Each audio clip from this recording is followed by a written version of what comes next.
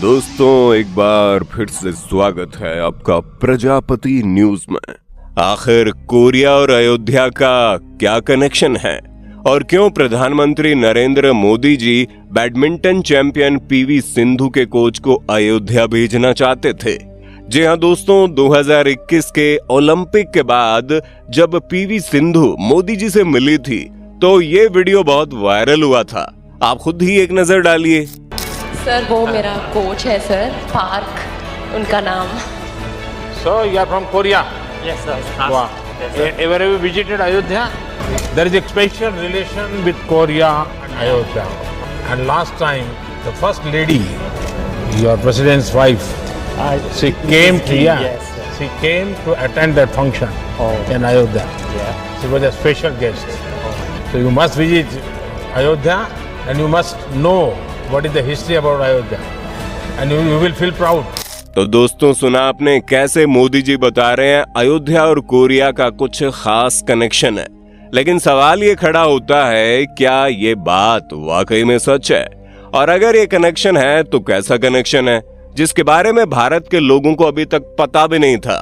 आज की इस वीडियो में मैं यानी आपका दोस्त विशाल प्रजापति सब कुछ रिवील करने वाला हूँ। बस मेरे साथ वीडियो को बिल्कुल अंत तक बने रहिएगा। लेकिन हाँ, वीडियो शुरू करने से पहले एक छोटी सी रिक्वेस्ट है। वीडियो के नीचे रेड कलर का सब्सक्राइब बटन दिख रहा होगा, उस पर क्लिक करके सब्सक्राइब कर लें और साइड में बेल आइकॉन भी दिख रहा होगा, उस पर भी क्लिक कर लें ताकि आपको वीडियो मिले सबसे पहले। दोस्तों, आज हम साउथ कोरिया को देखते हैं तो वहाँ का कल्चर, वहाँ के लोग, रहन सहन, खान पान सब कुछ हमसे बहुत अलग लगता है। लेकिन जब आप इतिहास के पन्ने खंगाल कर देखेंगे तो आपको भारत, खास करके अयोध्या और साउथ कोरिया के बीच एक बहुत पुराना रिश्ता देखने को मिलेगा।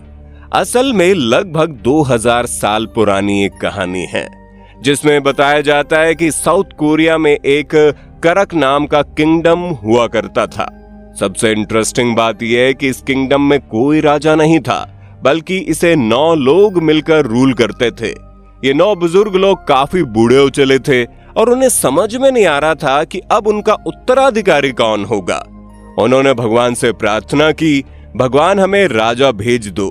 भगवान ने उनकी सुन ली और एक पहाड़ी के ऊपर उन्हें एक संदूक मिला जिसके अंदर एक छोटा सा बच्चा लावारिस था।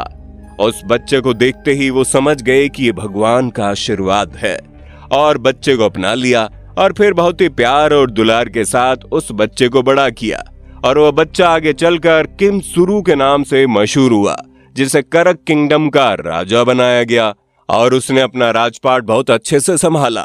लेकिन आगे चलकर जब उन 9 बुजुर्गों ने किम सुरु से कहा कि आप भी शादी कर लो ताकि वंश आगे बढ़े, जिस पर किम सुरु कहते हैं कि मैं कोई ऐसा वैसा इंसान नहीं हूँ, मुझे तो भगवान ने भेजा है, इसलिए मैं जिससे शादी करूंगा वो लड़की भी भगवान की ही भेजी हुई होनी चाहिए।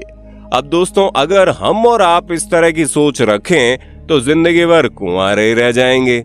लेकिन किम सुरु काफी किस्मत वाले थे।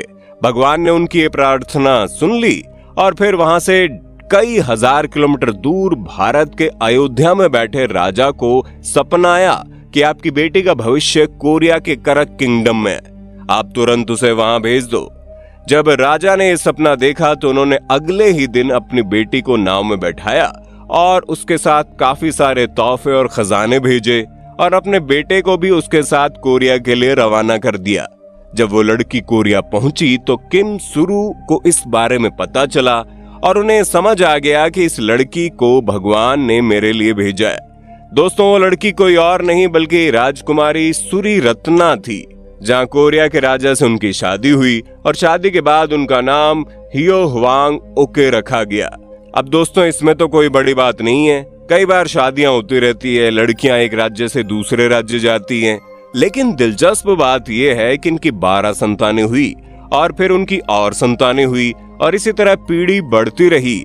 आज 80 लाख ऐसे साउथ कोरियन लोग हैं जो अपने आप को किम सुरु का वंशज मानते हैं और हियो हवांग ओके को ये लोग अपनी माता की तरह समझते हैं और इसी तरह कोरियन लोग अयोध्या को अपना ननिहाल कहते हैं। दोस्तों, सुनने में थोड़ा अटपटा जरूर लग रहा होगा, पर ये बात सच है। कोरिया के लोग अयोध्या के साथ अपना कनेक्शन महसूस करते हैं। वैसे खुद को किम सुरु का वंशज कहने वाले लोग नॉर्मल कोरियन लोगों से ज्यादा नहीं बल्कि थोड़े बहुत अलग जरूर लगते हैं, जहां पर इन रॉयल लिनेज लोगों की हाइट थोड़ी छोटी है, इनके फेशियल फीचर्स थोड़े अलग हैं। ये लोग रॉयल फैमिली को बिलोंग करते हैं और काफी सक्सेसफुल कैटेगरी में आते हैं। यहाँ तक कि कई सारे साउथ कोरियन प्रेसिडेंट और प्राइम मिनिस्टर भी अपने आप को इन्हीं का वंशज बताते हैं। इतना ही नहीं दोस्तों, वो जो साउथ कोरियन रैपर था जो बड़ा फेमस हुआ था, जिनका गंगनम स्टाइल गाना हर किसी की जुबान पर था, वो भी खुद को इस डायनेस्टी का वंशज बताते हैं। दोस्तों, कोरिया में इस डायनेस्टी से बिलोंग करने वाले लोगों को काफी रिस्पेक्टेबल माना गया है। हालांकि आपको कोरिया में कोई कास्टिज्म तो देखने को नहीं मिलेगा, लेकिन फिर भी राजा के वंशजों को बहुत ही सम्मान के साथ देखा जाता है। अब साउथ कोरिया के टाउन जिमहेई सिटी में प्रिंसेस हे होवांग ओके का एक स्मारक मौजूद है। इस स्मारक में एक पिलर लगा हुआ है। दोस्तों, मान्यता है कि ये पिलर उन्हीं पत्थरों का बना है जिन्हें अयोध्या से अपने साथ नाव में लेकर आई थी। इतना ही नहीं, इसमें एक स्वास्तिक की तरह दिखने वाला सिंबल भी हमें नजर आता है जो हिंदू धर्म को रिप्रेजेंट करता है। और तो और दोस्तों, कोरिया में कई सारी कहानियां ऐसी मशहूर हैं जिसमें बताया जाता है कि रानी अयोध्या से आई थी। कई सारे ऐसे प्ले यानी नाटक ऑर्गेनाइज होते हैं जिसमें लड़कियां प्रॉपर भारतीय वेशभूषा धारण करके भारतीय गहनों को पहनकर प्रिंसेस ह्यो होवांग ओके का रोल प्ले करती हैं, जिसमें एस्टैब्लिश होता है कि कहीं ना कहीं कोरियन लोग भी इस बात को स्वीकार करते हैं कि प्रिंसेस सुरी रत्ना भारत से आई थी। वैसे दोस्तों, कोरिया की हिस्ट्री में आपको ऐसे कई सारे प्रमाण देखने को मिल जाएंगे, लेकिन भारत के इतिहास में इससे जुड़ी कोई भी ठोस जानकारी नहीं है जिससे पता चले कि किसी राजकुमारी को कोरिया भेजा गया था जो वहां की रानी बनी और आज लाखों की संख्या में उसके वंशज है। और दोस्तों, यही वजह है कि 1997 तक ये बात भारत में किसी को पता नहीं थी, लेकिन फिर 1997 में कोरियन हिस्टोरियंस का एक डेलीगेशन अपनी लीनिएज ढूंढते ढूंढते अयोध्या तक आ पहुंचा और फिर धीरे धीरे खोज होती रही। सालों तक ये रहस्य बरकरार रहा।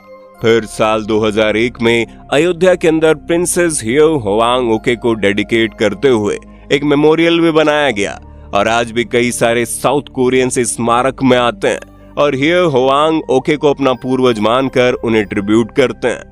यहाँ तक कि वो अयोध्या को अपना ननिहाल बताते हैं। और दोस्तों, नवंबर 2018 में साउथ कोरिया की फर्स्ट लेडी यानी साउथ कोरियन प्रेसिडेंट की पत्नी किम जोंग सूक भारत आई थी और उन्होंने ये मांग रखी थी कि वो अयोध्या जाना चाहती है। फिर जब इसके पीछे का कारण भारतीय सरकार ने जानने की कोशिश की तो वो हैरान हो गए, क्योंकि अयोध्या की जिस राजकुमारी को पूरी कोरिया में लोग पूजते हैं उसके बारे में भारत को पता ही नहीं था। लेकिन अब पूरा इतिहास सबके सामने आ गया है और लोगों को समझ में आ गया है कि अयोध्या और कोरिया का बहुत ही गहरा कनेक्शन है। इतना ही नहीं, ये भी कहा जा रहा है कि ह्यो होवांग ओके को इस स्मारक को और भी बेहतर बनाया जाएगा और यहाँ पर एक थीम पार्क भी बनेगा जिसका निर्माण कोरियन गवर्नमेंट भारत में करेगी। तो दोस्तों, ये है कोरिया और भारत के बीच के गहरे कनेक्शन की वो सच्चाई जो ये दर्शाती है कि कोरिया का एक पूरा लीनिएज भारत से जुड़ा हुआ है। बाकी आपका इस पर क्या कहना है कमेंट में बताइएगा और इसी तरह की वीडियोस को देखते रहने के लिए चैनल को लाइक शेयर सब्सक्राइब करना ना भूलें। धन्यवाद। दोस्तों, आपकी स्क्रीन पे 2 और वीडियोस दिख रही हैं, जिसे देखने के लिए आप इस स्क्रीन पर क्लिक करें। दोनों देखिएगा, बहुत अच्छी वीडियो बनी है।